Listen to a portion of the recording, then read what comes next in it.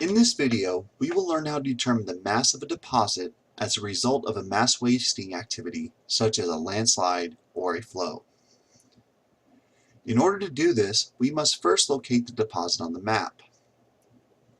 Deposits on maps can be identified by looking for changes in the appearance of contours on the map from a smooth, consistent order, as is seen in the area in the blue box, to a jumbled, non-consistent order of contours as seen by the red box.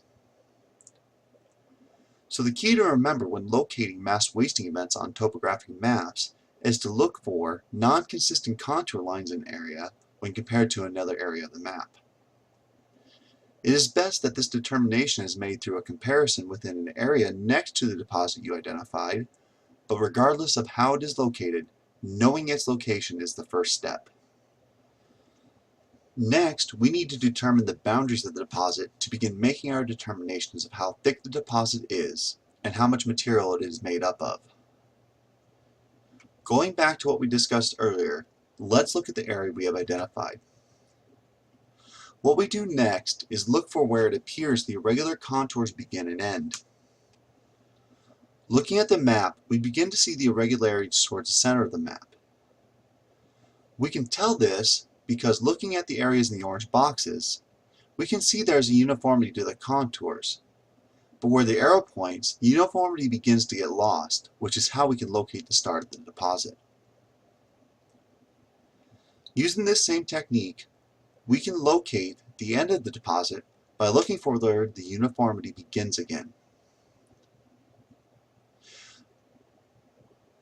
Looking at the green boxes on the map, you can see that on one side of the area identified, the contours are consistent, while on the other they are not. By noting this, we can say where the blue arrows are pointing is the end of the mass wasting event. This is only an approximation, as a closer inspection of the contour lines is needed by skilled eyes. But for our purposes, this approximate location of the mass wasting deposit can allow us to obtain information about the area. Combining all of this information, we can say that the area bounded by the red line is the approximate location and boundary of the mass wasting event. With the boundary located, how do we go about determining the mass of the deposit? The mass of the deposit is determined by two items: the depth of the material and the area of the deposit. We will first begin with determining the depth of the deposit. The depth of the deposit is determined by the elevation at the top of the deposit and the elevation at the end, otherwise known as the toe of the deposit. In order to make this simple, we will use the index contours at the beginning and end of the deposit as estimates of the top and bottom of the deposit. While they are hard to read on this map, the top of the deposit can be identified as 8,600 feet, while the toe is at 8,200 feet.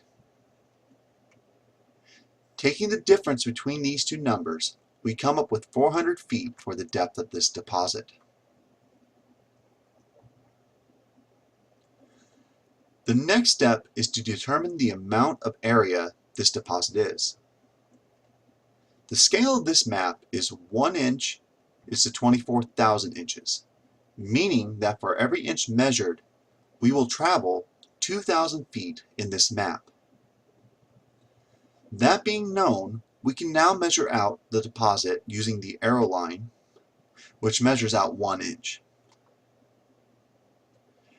In order to simplify this process, we will measure out two directions to determine the area of the deposit generally, as measuring precisely on a map at this scale is challenging.